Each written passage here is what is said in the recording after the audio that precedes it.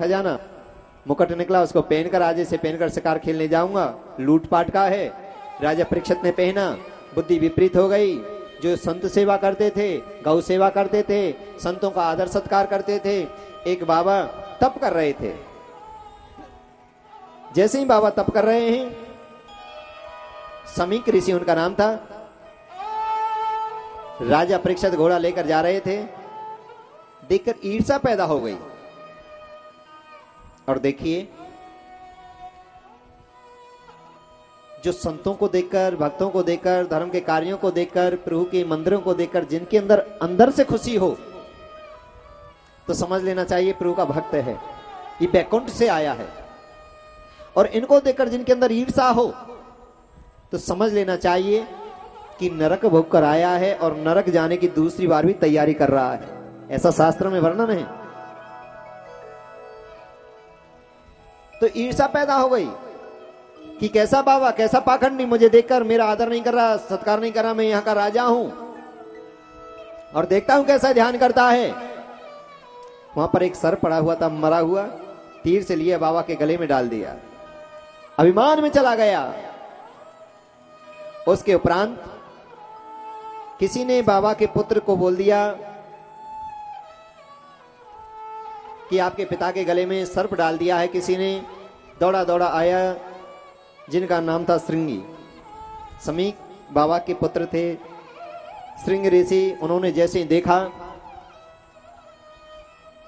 और एक साथ ही उनको श्राप दे दिया। इति लंघ्यातम मर्दाम तक्षे सेप्तेनी देंदी से कुलंगारम चौदते माता दामरम। जिस कुलंगार ने, जिस पापी ने, जिस पाखंडी ने मेरे पिता का अपमान किया है, यही सर्प आज से 7वें दिन जीवित होकर उसे डसेगा और उसकी अकाल मृत्यु होगी। पिताजी पिताजी पिताजी वत्स कस्माद रोसी, बेटा क्यों रोते हैं? कारण क्या है? कि तुम्हारे गले में सर्प बाबा ने लिया, नीचे फेंक दिया कि पिताजी मैंने श्राप दे दिया है। जिस पापी ने, जिस पाखंडी ने आपका अपमान किया है, यही सर्प जीवित होकर उसे 7वें दिन डसेगा और उसकी अकाल मृत्यु होगी। किसी देखने वाले ने देख लिया कि बाबा ये तो राजा परीक्षित ने डाला था। बेटा ऐसे श्राप नहीं देना चाहिए। जो राजा होता है वो भगवान का रूप होता है, दामाद जो होता है भगवान का रूप होता है, गुरु माता पिता भगवान के रूप होते हैं। अगर ही कोई गलती भी हो जाए इनसे, फिर भी क्षमा के योग्य हैं, उनको ऐसे श्राप नहीं देना चाहिए। हाहाकार मच जाएगा कि पिताजी चाहे कुछ भी क्यों ना हो, मेरा श्राप झूठा नहीं हो सकता है। बाबा ने अपने शिष्यों को भेजा राजा परीक्षित के यहाँ कि हमारे गुरु के पुत्र ने श्राप दे दिया है, आज से 7वें दिन आपकी मृत्यु होनी है, अपनी मुक्ति का कोई रास्ता खोज लीजिए। बैराग हो गया। राजा परीक्षित ने जैसे ही घर जाकर मुकुट उतारा, इधर से संतों के शिष्य पहुंचे कि 7 दिन तो बहुत हैं, मुझे तो इस पल ही खत्म हो जाना चाहिए ताकि आगे किसी की हिम्मत ना हो संतों का अपमान करने की। बैराग हो गया।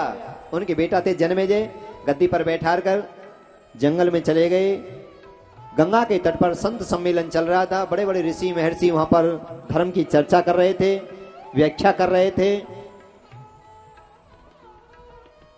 वहां पर जाकर राजा परीक्षित ने कहा, संतों को नमन किया, संत भगवानों मुझे श्राप लगा है, 7वें दिन मेरी मृत्यु होनी है, मुझे क्या करना चाहिए जिससे मुक्ति मिल जाए? किसी ने महामृत्युंजय जाप बताया, किसी ने गायत्री बताया, किसी ने नवा पाठ बताया, किसी ने बगलामुखी बताया, तरह तरह के बताए, पर गारंटी किसी ने नहीं ली। वेद व्यास नंदन सुखदेव जी महाराज, जिनका कल प्राकट्य हुआ था, उसी धर्म सभा में सम्मिलित होने के लिए जा रहे थे। संतों ने कहा, आयु के तो बच्चे हैं, छोटे हैं, सुकुमार हैं, पर तुम्हें बताएंगे कि 7 दिन में किस प्रकार मुक्ति मिल सकती है। मंच बना हुआ है, सुखदेव जी महाराज को विराजमान किया है। बोलिए सुखदेव जी महाराज की जय। पूजन किया और कहा, गुरुदेव मुझे श्राप लगा है, क्या 7 दिन में भगवान की प्राप्ति हो सकती है?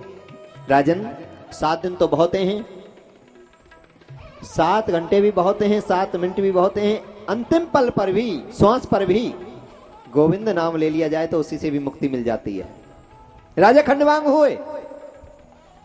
एक बार देवताओं का सहयोग किया था। देवताओं ने प्रसन्न होकर कहा राजा से, राजन आपने हमारा बड़ा सहयोग किया है, मांगो क्या चाहते हैं। राजा खंडवांग ने कहा, महाराज मुझे ये बताओ मेरी मृत्यु कितनी है? कि आपकी आयु तो बिल्कुल कम से कम है, कुछ ही क्षणों की है, तो मुझे क्या करना चाहिए जिससे मुक्ति हो जाए? कि मन को दुनिया से हटाकर भगवान के चरणों में लगा दो, मुक्ति हो जाएगी। तो राजा खंडवांग को तो पल भर में ही मुक्ति मिल गई। राजन, आपके पास 7 दिन हैं। 7 दिन गोविंद नाम की आप कथा श्रवण करें। जो भी जिज्ञासा बनकर आपको जानकारी चाहिए प्रभु के बारे में पूछ सकते हैं, मुक्ति आपको अवश्य मिलेगी। और जो जीवन व्यतीत हुआ है उसे भूल जाओ। जो श्वास, जो जीवन शेष बचा है, उनको अब गोविंद के चरणों में लगा दो, आपका जीवन सफल हो जाएगा। श्वास श्वास पे कृष्ण रट, वृथा श्वास मत खोए, ना जाने या श्वास को आमन होए ना होए। कहता हूं कह जाते हूं, कहा बजाऊं ढोल, एक एक श्वास में जाते हैं 3 लोक को मोल। उस श्वास की कीमत 3 लोकों से भी ज्यादा है जिस श्वास पर गोविंद नाम ले लिया जाए। इतनी बड़ी महत्वता है। एक श्वास की कीमत 3 लोकों से भी ज्यादा है जिस श्वास पर गोविंद नाम ले लिया जाए। मन को हटाकर गोविंद के चरणों में लगा दे। राजन, कोई किसी का इस संसार में नहीं है, कुछ साथ नहीं जाता है। ये तो भगवान की बड़ी कृपा हुई है, संत भगवान की, जो आपको श्राप मिला और श्राप ही आपकी मुक्ति का कारण बन जाएगा। बोलिए संत भगवान की। ये होती है संत कृपा। और बना राजा परीक्षित को गोविंद की प्राप्ति हुई, और ऐसी प्राप्ति हुई वो भागवत बन गए, भगवान का नाम बन गए। किसके कारण? एक संत के श्राप के कारण। उनके श्राप में भी भलाई छुपी होती है। बैठे और कहा, प्राणी भजले राधे श्याम, काम तेरे कोई न आवे गो। प्राणी भजले राधे श्याम, काम तेरे कोई न आवे गो। कोई न आवे गो, काम तेरे कोई न आवे गो। प्राणी भजले हरि को नाम, काम तेरे कोई न आवे गो। कोई न आवे गो, काम तेरे कोई न आवे गो।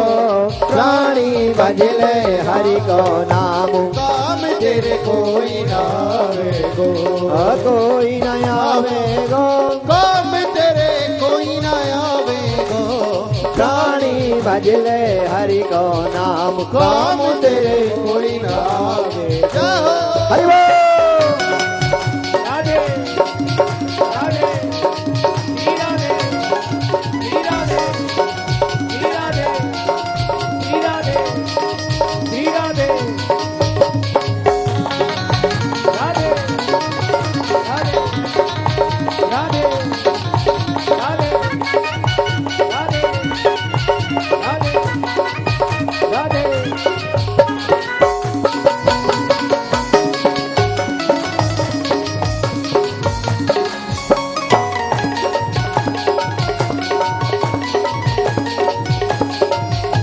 देखिए स्वार्थ को संसार, देखिए सब स्वार्थ का है। देखिए स्वार्थ को संसार, देखिए स्वार्थ को संसार। पिता माता भ्राता सुत नारी, पिता माता भ्राता सुत नारी। भजन करे हरि को बारंबार, भजन करे हरि को भजन करे प्रभु को बारंबार, भजन करे प्रभु को बारंबार। अरे तन से सुआ उड़ जाए, काम तेरे कोई न आवे गो।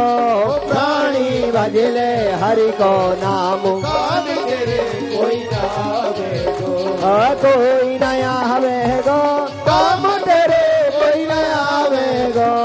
प्राणी भजले हरि श्याम, काम तेरे कोई न आवे। हरि बोल,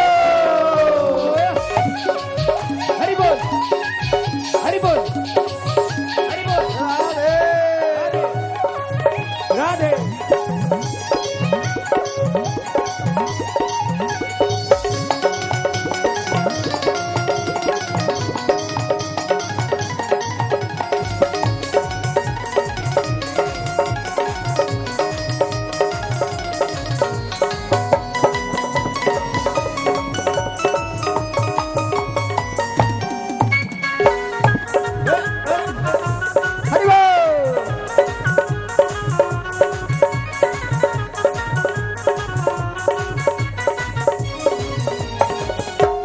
कर्म तू पहले कर आयो, कर्म तू पहले कर आयो, कर्म तू पहले कर आयो, कर्म तू पहले कर आयो। ओ जन्म तेने मानस को पायो, जन्म तेने मानस को पायो, ओ जन्म तेने मानस को पायो, जन्म तेने मानस को पायो। ओ गीत गोविंद को नहीं गायो, गीत गोविंद को नहीं गायो, अलख 84 भोग जन्म को वृथा गमावे गो, प्राणी भजले राधे श्याम। काम तेरे कोई ना आवे गो, कोई नया हवे गो, काम तेरे कोई ना आवे गो, प्राणी भजले हरि को नाम। काम तेरे कोई ना आवे गो, कोई नया हवे गो, काम तेरे कोई नया हवे गो, प्राणी भजले सीताराम। काम तेरे कोई ना आवे गो। वृंदावन में हे राधे बंसी वट पे, हे राधे काली दे पे, हे राधे मोरकुरी पे, हे राधे गंजगलीन में, हे राधे यमुना तट पे, हे राधे भांडरी वन में, हे राधे अंतगन में, हे राधे नंदगांव में, हे राधे कोकिल वन में, हे राधे कोकिल वन में, हे राधे राजपुरा में, हे राधे राजपुरा में, हे राधे खेड़ा पे भी, हे राधे गली गली में, हे राधे गली गली में।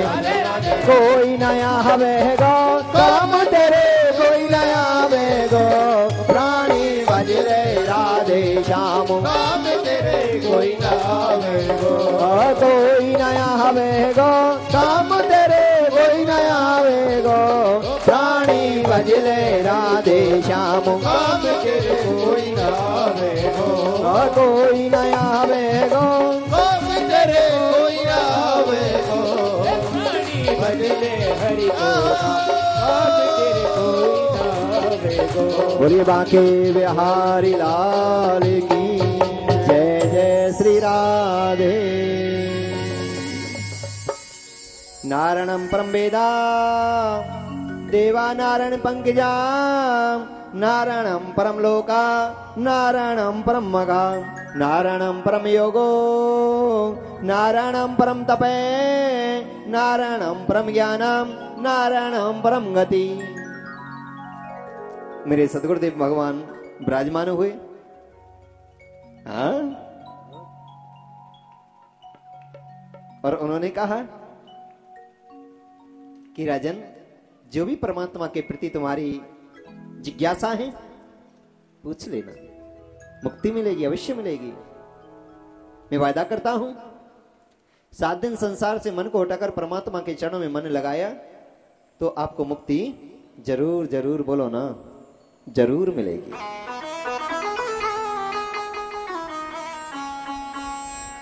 राजा परीक्षित ने कहा, प्रभु गुरुदेव, परमात्मा इस संसार को कैसे बनाते हैं, पालन करते हैं, संहार करते हैं, मुझे ये रहस्य पहले बताओ, फिर मैं आगे कुछ आपसे पूछूंगा।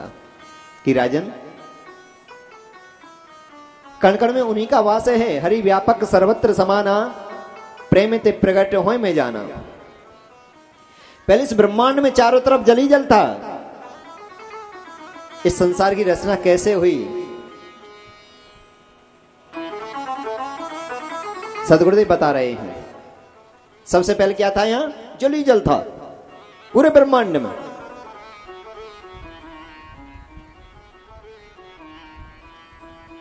जल के ऊपर एक शालिग्राम रूप में, अंडाकार रूप में परमात्मा की शक्ति हजारों वर्ष तैरती रही, घूमती रही। उस शालिग्राम रूप से साक्षात नारायण भगवान प्रकट हुए। बोलिए नारायण भगवान की जय। नारायण भगवान की नाभि से कमल उत्पन्न हुआ और कमल से ब्रह्मा जी महाराज उत्पन्न हुए। ब्रह्मा जी ने देखा चारों तरफ उनके चार मुख हो गए, मैं कौन हूं, कहां से आया हूं, क्या करना है, कौन मेरा पिता है, जिज्ञासा उत्पन्न हुई। चारों तरफ जल ही जल दिख रहा है, कमल पर बैठे हैं, कुछ ना कुछ तो करेंगे कि देखता हूं मैं किसका हूं, कहां से आया हूं, क्या है। कहीं रास्ता नहीं, इसी में रास्ता है। कमल की नली में चलते चलते चलते चलते आधा जीवन व्यतीत हो गया। आकाशवाणी हुई, तपह तपह तपह, तप करो। बिना तप के, बिना ध्यान के, बिना नाम के मुझे कोई पा नहीं सकता है। अगर मेरी जानकारी प्राप्त करनी है, मुझे जानना है, तो पहले तप करो, अंतकरण को पावन करो, पवित्र करो, तब मुझे पा सकते हैं। कमल की नली में बैठकर ही ब्रह्मा जी महाराज तप कर रहे हैं। 60,000 वर्ष तप किया। कितने? 60,000 वर्ष। भगवान नारायण ने दर्शन दिए, ब्रह्मा जी आप मेरे पुत्र हैं, मुझे संसार की रचना करनी है, आप मेरा सहयोग उसमें करना है। ब्रह्मा जी महाराज भगवान का आशीर्वाद लेकर साक्षात्कार करके आत्मज्ञान की प्राप्ति करके कमल के ऊपर बैठ गए आकर। उन्होंने अपने पवित्र मन से सबसे पहले 4 पुत्र उत्पन्न किए। सनक, सनंदन, सनातन, संत कुमार। और इतने बड़े भगवान के भक्त हुए कि उन्हीं के नाम पर हमारे धर्म का नाम सनातन धर्म पड़ गया। बोलिए सनातन धर्म की जय। ब्रह्मा जी ने कहा बेटा संसार की रचना करनी है, पिता नारायण का आदेश है। संतों ने कहा पिताजी संसार की रचना